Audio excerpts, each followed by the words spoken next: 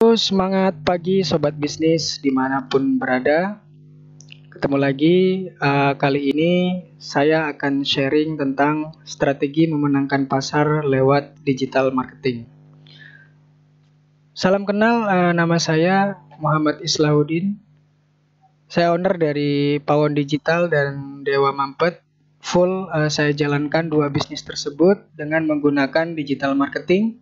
Selain itu, saya juga ngajar di Google Gapura Digital dan juga Rumah Kreatif BRI untuk fokus mengajarkan digital marketing kepada UMKM.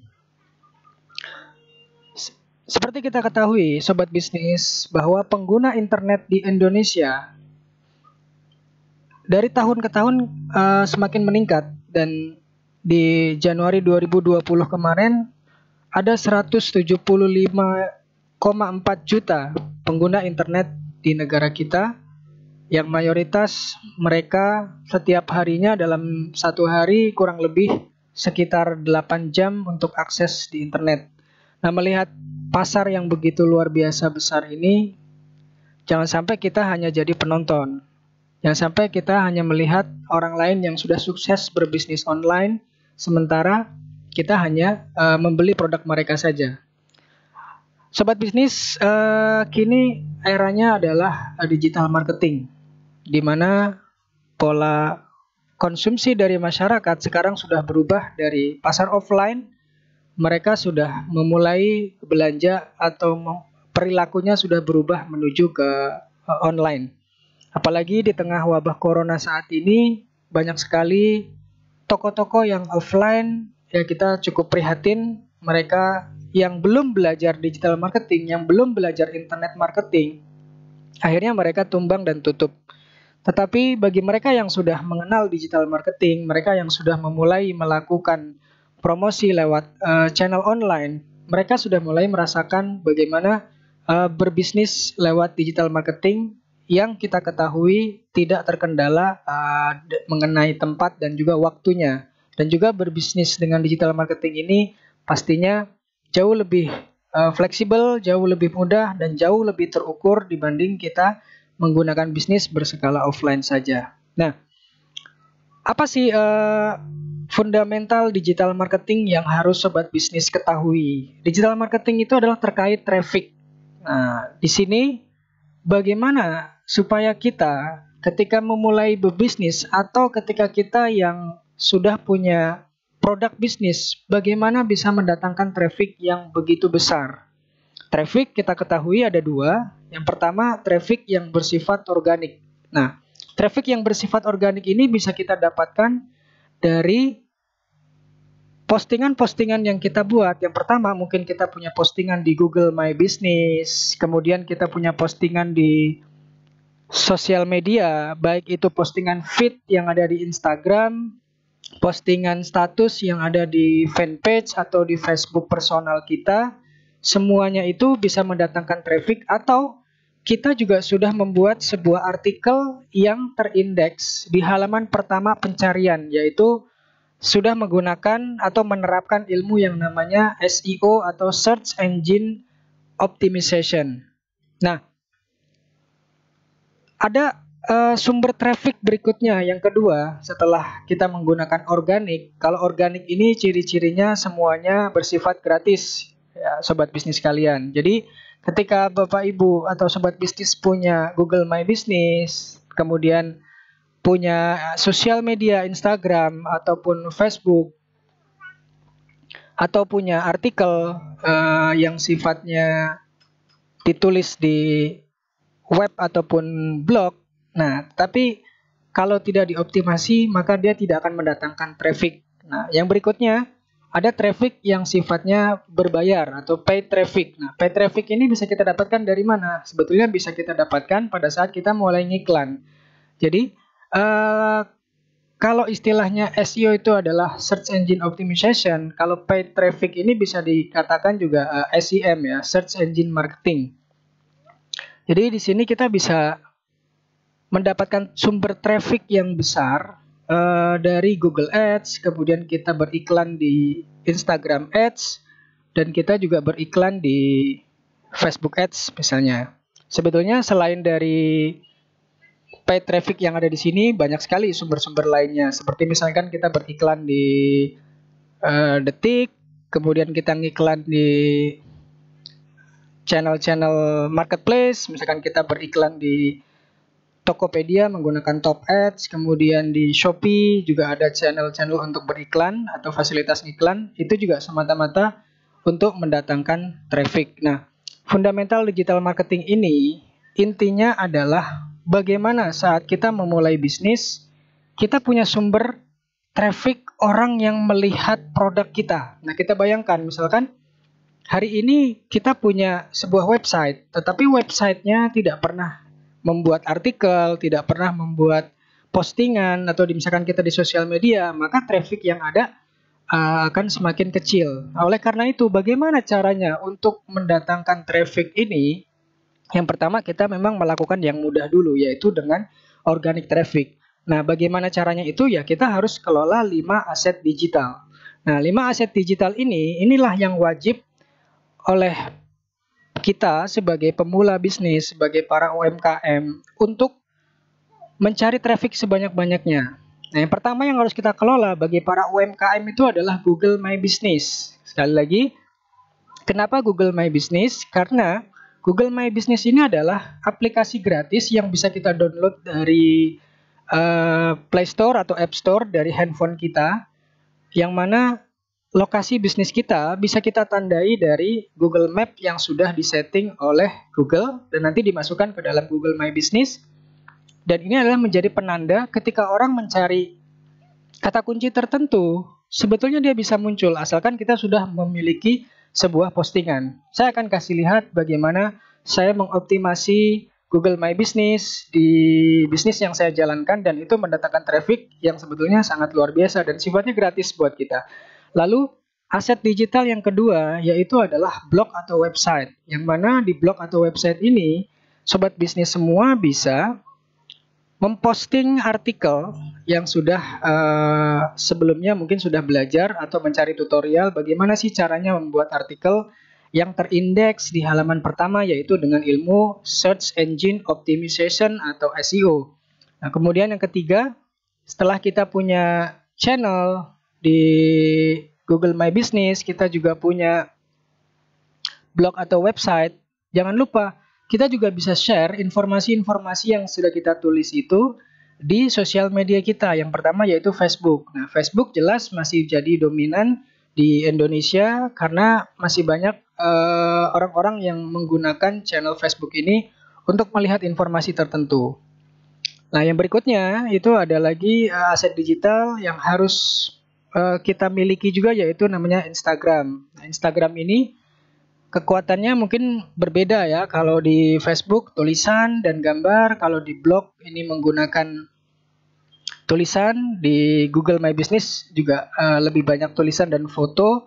Tapi kalau di Instagram kekuatannya memang ada di sebuah gambar atau sebuah foto yang menarik. Jadi tipsnya adalah bagaimana supaya orang mau berlama-lama di Instagram kita, melihat feed Instagram kita. Ini memang ada beberapa cara nanti yang akan saya jelaskan. Dan yang satu lagi yang harus kita miliki untuk channel jualan kita adalah marketplace akun. Nah, kita akan bahas satu persatu bagaimana cara kelola aset digital. Di sini teman-teman bisa lihat ada berupa grafik yang saya buat. Grafik ini hanya sebagai editorial plan atau rencana kita untuk membuat di program di tiap bulan, agar apa yang sudah kita rencanakan ini bisa kita tuliskan dahulu, sehingga nanti kita bisa evaluasi langkah mana yang berjalan, langkah mana yang tidak berjalan. Kalau kita tidak membuat plan seperti ini, maka 1 bulan berlalu, 2 bulan berlalu, 3 bulan berlalu, kita tidak mendapatkan hasil apa-apa dari bisnis kita. Padahal banyak bisnis bangkrut karena sepi penjualan, karena kita kurang kreatif dalam mengelola pemasaran menggunakan digital. Nah, saya akan memulai dari Google My Business. Apa yang harus kita lakukan? Pertama adalah kita membuat 5 postingan di bulan pertama. Di bulan pertama ada 5 postingan yang kita create. Postingannya seperti apa? Saya akan kasih contoh. Di sini ada dashboard. Ini namanya dashboard Google Business yang saya miliki. Ya, dashboard ini kalau dari tampilan dari layar handphone kurang lebih sama ya, ada beranda, kemudian ada info, kemudian ada ulasan dan lain sebagainya. Nah, yang bisa kita kerjakan adalah kita terlebih dahulu membuat sebuah postingan-postingan. Di sini ada 4 jenis postingan yang bisa sobat bisnis lakukan. Yang pertama ada postingan jenisnya info yang baru. Kemudian ada postingan yang jenisnya acara, kalau di bisnis kita memang pernah menyelenggarakan sebuah acara. Atau ada jenis postingan yang sifatnya produk atau yang langsung kita bisa langsung jualan di sini ya. Tapi agar orang mau tertarik dengan Google My Business yang kita miliki, orang mau melihat terlebih dahulu ya pasti kita buat sesuatu yang menarik perhatian mereka. Nah, kalau di saya contohkan, saya membuat postingan yang sifatnya berupa tips karena bisnis saya adalah di bidang kebersihan, maka saya membuat tips-tips yang berhubungan dengan kebersihan di rumah gitu ya. Contoh misalkan hari ini saya membuat tips menghilangkan bau sampah di rumah. Ini kita lihat datanya dari artikel yang saya buat di Google Business ini, saya mendapatkan ada 70 kali dilihat sama orang dan 4 kali diklik. Apa yang terjadi kalau orang ngeklik? Di sini ada tombol yang namanya call to action. Kelebihannya adalah kalau orang ngeklik, bisa kita arahkan menuju ke website utama kita seperti ini. Nah, jadi bayangkan berapa banyak traffic yang kita dapatkan dari orang-orang yang sudah membuka atau sudah ngeklik postingan yang kita bikin. Dan saya rutin membuat postingan-postingan yang bermanfaat, misalkan tips membuat kaca rumah yang kinclong ya. Kemudian di sini kita bisa lihat datanya ada 71 orang. Ada tips mengatasi plafon yang bocor. Intinya adalah saya mencari beberapa tips, bahkan saya pakai juga buku-buku yang saya investasi, kita beli untuk menampilkan informasi-informasi yang bermanfaat ya untuk orang-orang, agar ibaratnya orang mau berlama-lama membaca channel-channel yang sudah kita suguhkan. Nah, kelebihannya dari Google Business itu adalah kita bisa melihat data secara real ya. Ada di Insight, di dashboard Insight. Ini data ini ditampilkan dalam 1 bulan, bisa dalam 1 bulan, bisa 1 kuartal ya, atau bisa 1 minggu yang lalu gitu kan. Kalau saya contohkan 1 bulan yang lalu, selama 1 bulan ini ada banyak orang yang mencari kata kunci dengan kata kunci pilihan 1 ini, kedua, ketiga, dan dia sudah ngeklik di Google My Business kita. Nah, di sini dalam 1 bulan ini ada 532 orang yang ngeklik dengan kata kunci tersebut tadi di atas.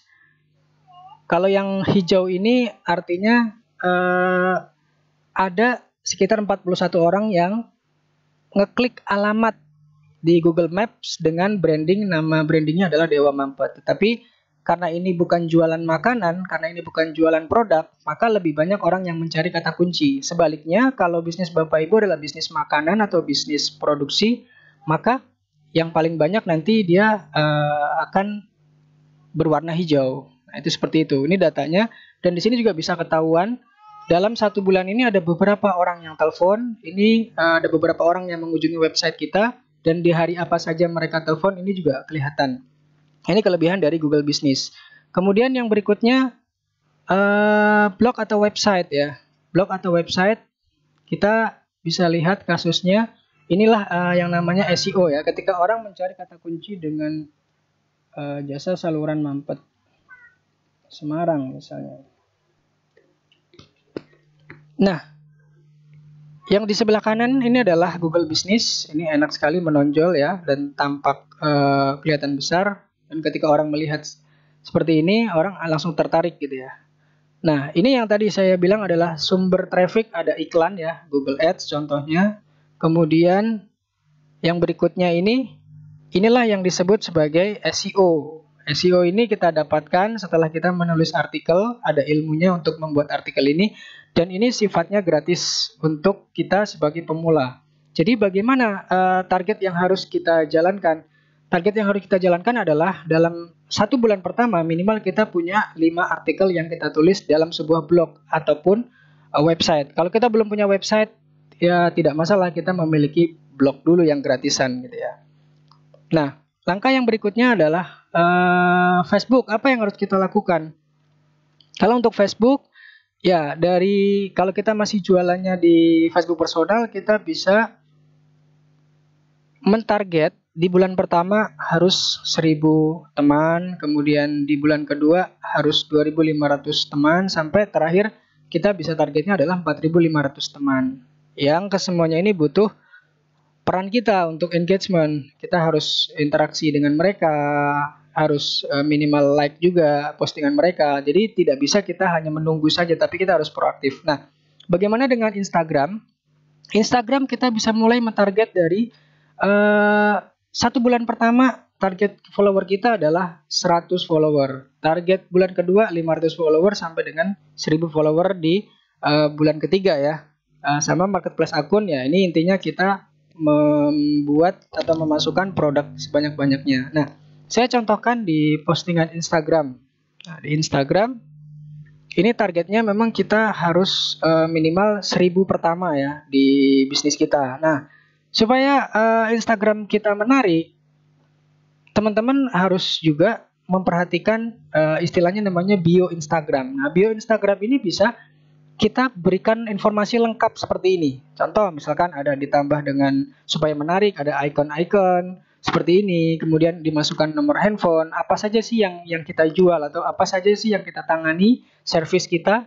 Sama kalau kita sudah punya website, kelebihannya adalah orang makin yakin ya, karena website ini sifatnya komersil. Lalu ditambah juga dengan highlights. Nah, ini namanya sorotan. Highlight-highlight yang kita buat ini juga menunjang. Dan satu lagi, jangan selalu 100% jualan ya teman-teman sekalian. Jadi alangkah baiknya teman-teman juga meriset dulu siapa calon market di Instagram, kemudian beri mereka informasi-informasi yang bermanfaat yang bisa mereka dapatkan dari channel kita. Contoh misalkan karena saya bisnisnya adalah bisnis pelatihan, maka saya memberikan bagaimana tips-tips untuk seputar bisnis ya, seperti ini. Jadi sehingga ini akan mendatangkan engagement yang cukup tinggi ya dari orang-orang yang sudah menjadi follower di bisnis kita. Nah, jadi teman-teman sekalian, bahwa saat ini eranya adalah digital marketing, tetapi digital marketing memang harus